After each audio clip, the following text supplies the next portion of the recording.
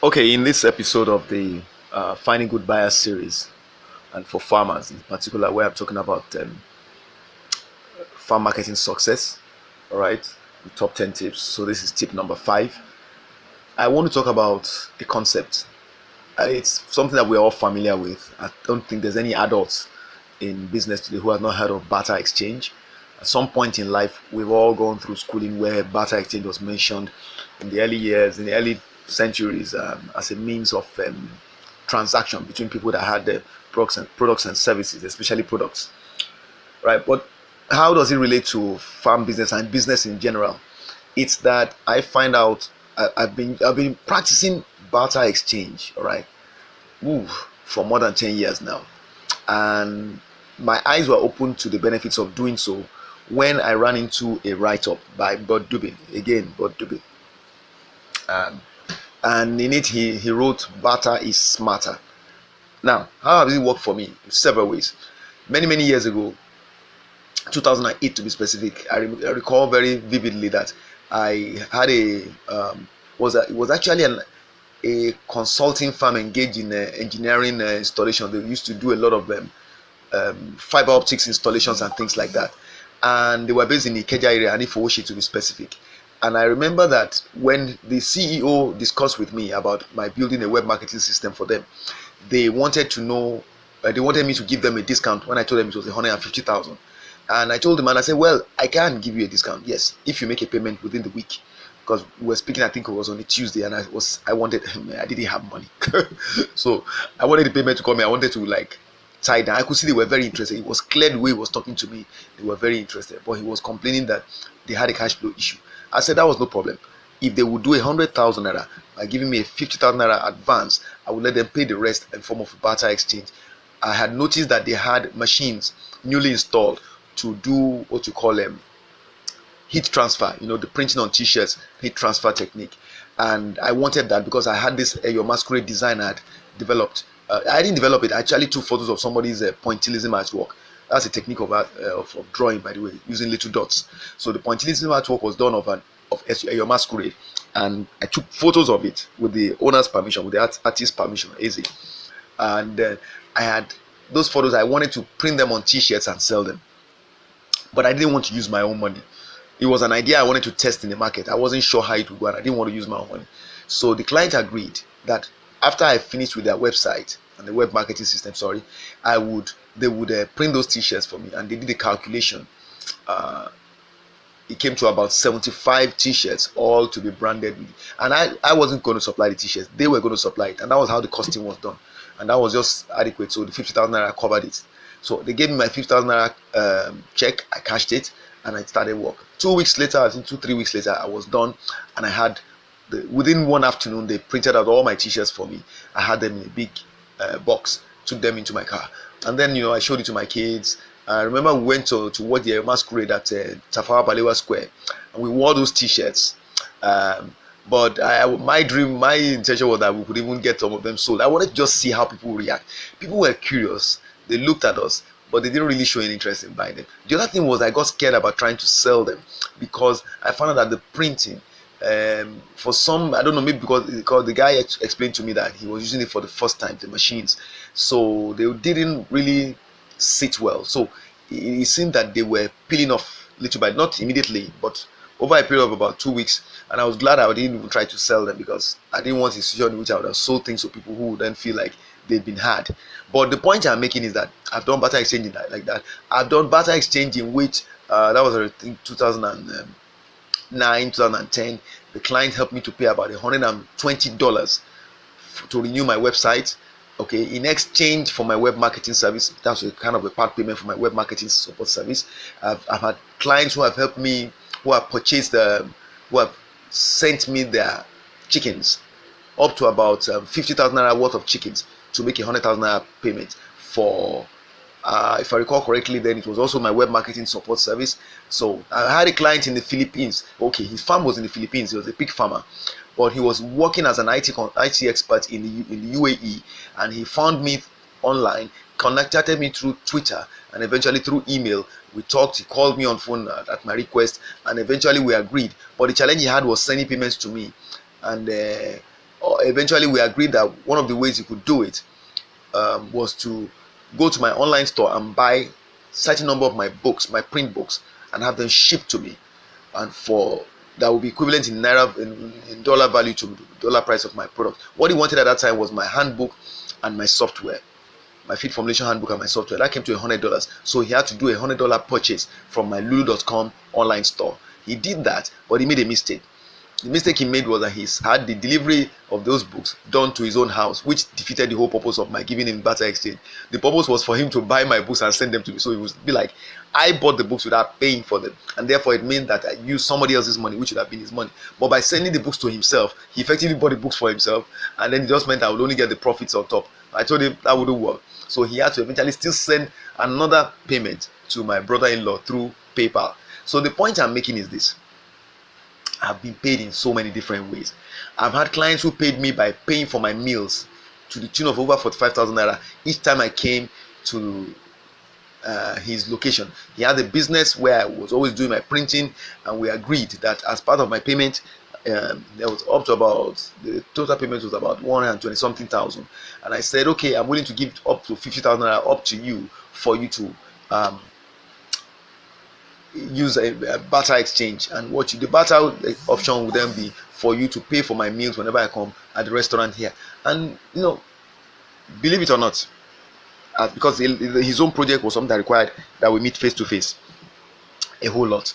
So eventually that was what we did, and I right now, if I'm still on it, and anytime I go there, I don't have to pay for my meals. Now I will end by saying this: barter exchange option is something that I mentioned to you, that somebody paid me with chickens, then he paid the rest in 50,000 naira cash, but he paid chickens, broilers, send them to me in his vehicle, in his space wagon, and my son picks it up in front of the road safety office at Ojodubega. So the point I want to make is that there's a wealth of opportunities available to the person that's willing to be open-minded about the way he or she will do business, and most especially when it comes to the option of exploring barter exchange. So another thing, maybe just to kind of add another perspective to it. So if you are a farm business owner, what I've said to you now, you should be able to begin to visualize how can you look at the barter exchange option to get what you want. Maybe because I've been speaking from the position of the person interacting with the farm business owner who had to do barter exchange with me. Let's look at it the other way around. So you want to sell your farm products. What are the barter exchange opportunities you can explore?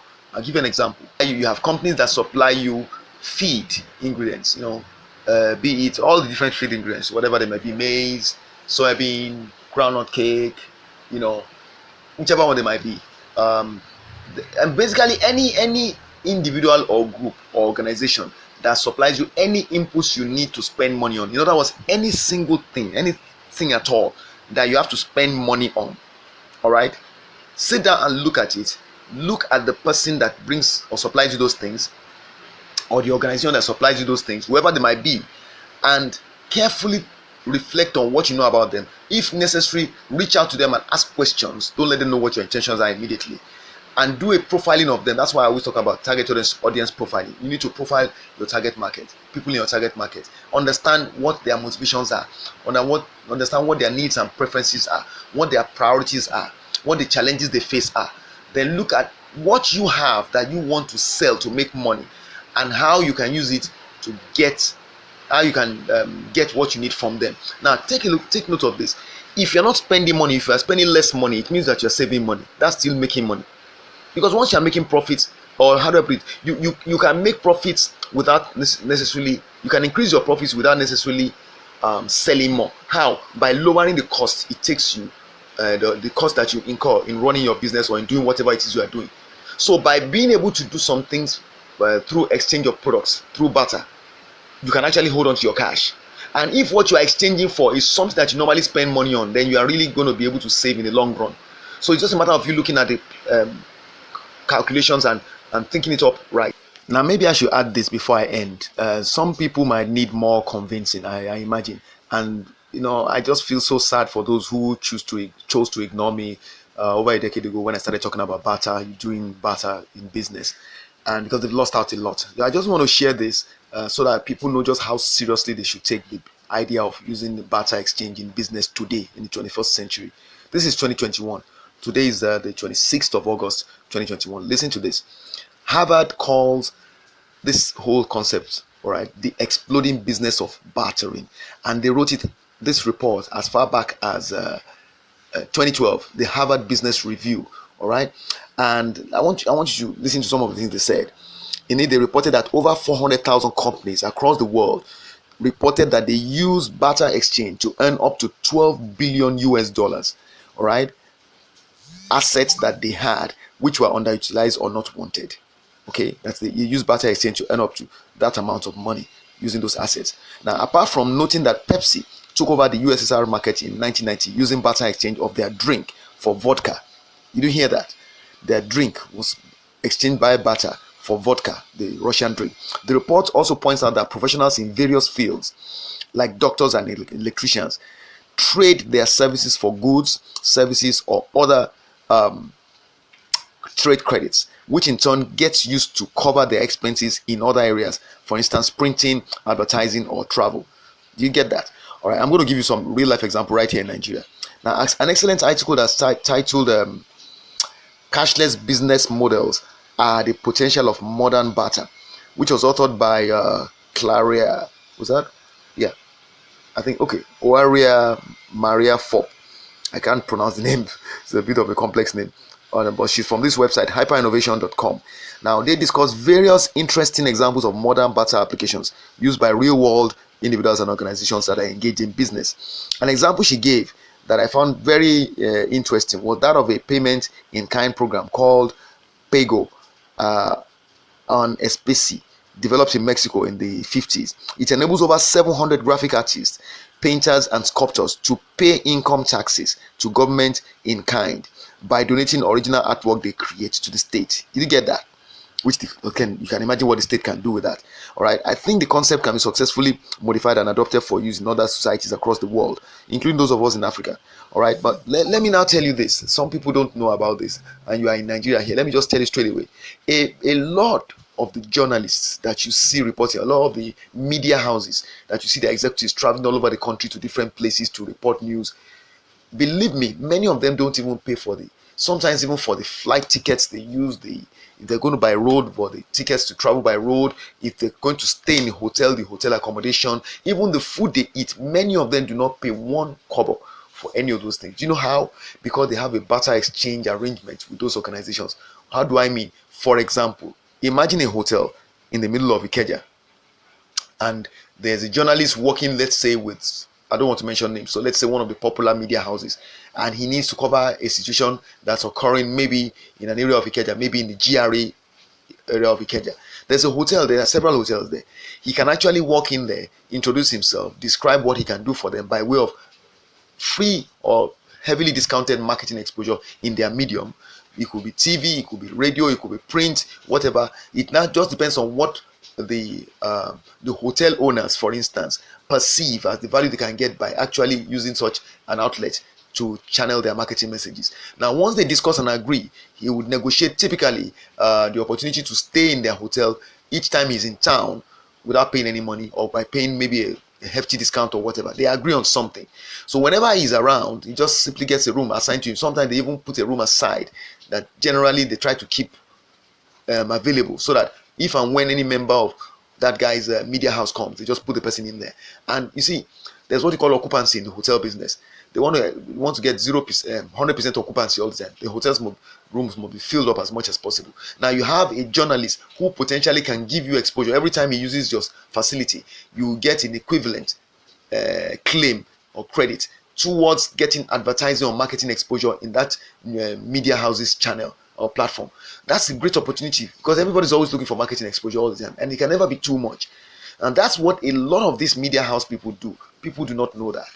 So next time you see a journalist in a hotel, don't make too many assumptions about how he's there compared to how you are there. You may be there spending a lot of your money, and he will be there just taking his time because he's already paid for it in kind through a barter exchange arrangement. All right.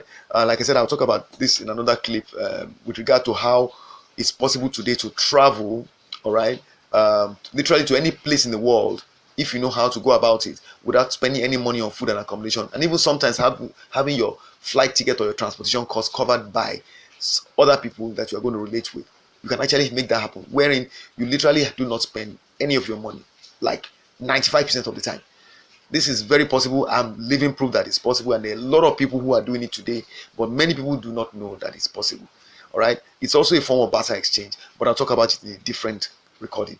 All right, I hope you understand. If you have any questions or if you need any help making use of the ideas I've shared here, just reach out to me using the information, the details provided in the video. Cheers.